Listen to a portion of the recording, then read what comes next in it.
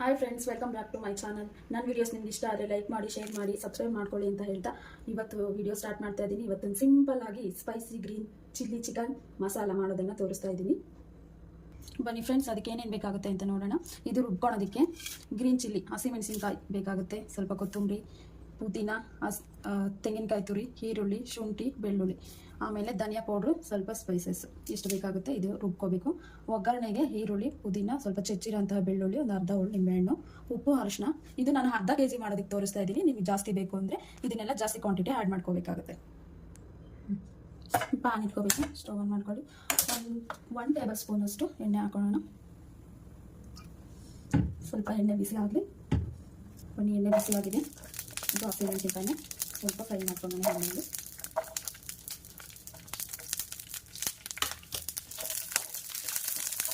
ಒಂದು ನಿಮಿಷ ಸಾಕಾಗುತ್ತೆ. ಇವಾಗ ಹಸಿಮೆಣಸಿನಕಾಯಿ ಫ್ರೈ ಆಗಿದೆ. ಸ್ಟವ್ ಆಫ್ ಮಾಡ್ಕೊಳ್ಳೋಣ. ನೋಡಿ, ಫ್ರೈ ಮಾಡ್ಕೊಂಡಿರೋಂಥ ಹಸಿಮೆಣಸಿನಕಾಯಿ ಮಿಕ್ಸಿ ಜಾರ್ಗೆ ಹಾಕೊಳ್ಳೋಣ.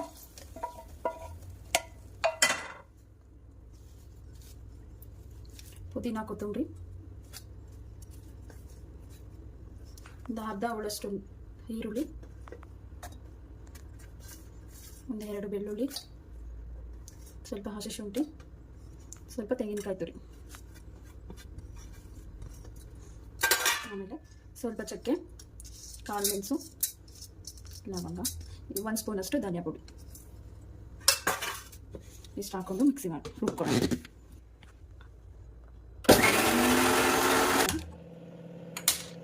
ಒಗ್ಗರಣೆಗೆ 2 ಟೇಬಲ್ ಸ್ಪೂನ್ ಅಷ್ಟು ಎಣ್ಣೆ ಹಾಕೊಳ್ಳೋಣ.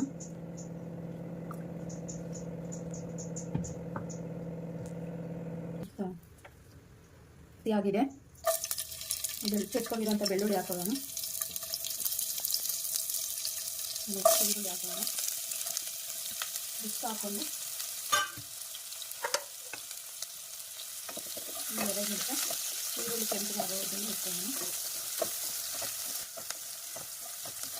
ಈರುಳ್ಳಿ ಬೆಂದಿದೆ. ಸ್ವಲ್ಪ ಪುದೀನ ಹಾಕೊಳ್ಳೋಣ.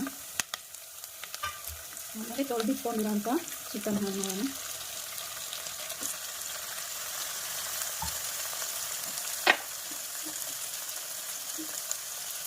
ರುಚಿಗೆ ತಕ್ಕಷ್ಟು ಉಪ್ಪು ಹಾಕೋಣ.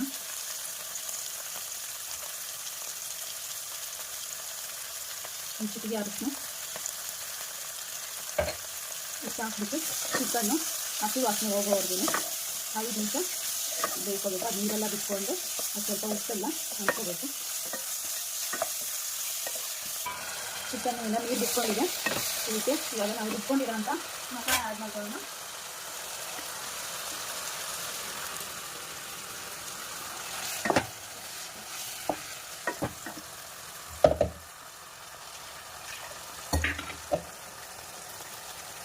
ನಿಮಗೆ ಎಷ್ಟು ಬೇಕಾಗುತ್ತೆ ಥಿಕ್ನೆಸ್ ಅಷ್ಟು ನೋಡಿಬಿಟ್ಟು ನೀರು ಹಾಕ್ಕೊಳ್ಳಿ. ನೋಡಿ, ನಾನು ಇಷ್ಟು ಮಾಡ್ಕೊಂಡಿದ್ದೀನಿ. ಚೆನ್ನಾಗಿ ಮಿಕ್ಸ್ ಮಾಡಿಬಿಟ್ಟು ಒಂದು 5 ನಿಮಿಷ ಬೇಯಿಸ್ಕೊಡಿ.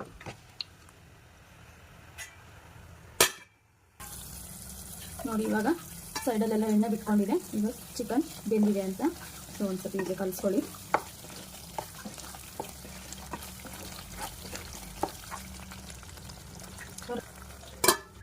ನೋಡಿ ಫ್ರೆಂಡ್ಸ್, ಗ್ರೀನ್ ಚಿಲ್ಲಿ ಚಿಕನ್ ಅಂದರೆ ಸ್ಪೈಸಿ ರೆಡಿ ಆಗಿದೆ. ಸೊ ಇದನ್ನು ದೋಸೆ ಜೊತೆ ಮತ್ತು ಚಪಾತಿ ಜೊತೆ, ಮುದ್ದೆ ಜೊತೆ, ಅನ್ನದ ಜೊತೆ ಎಲ್ಲಾದ್ರ ಜೊತೆನೂ ತಿನ್ಬೋದು ಇದನ್ನು.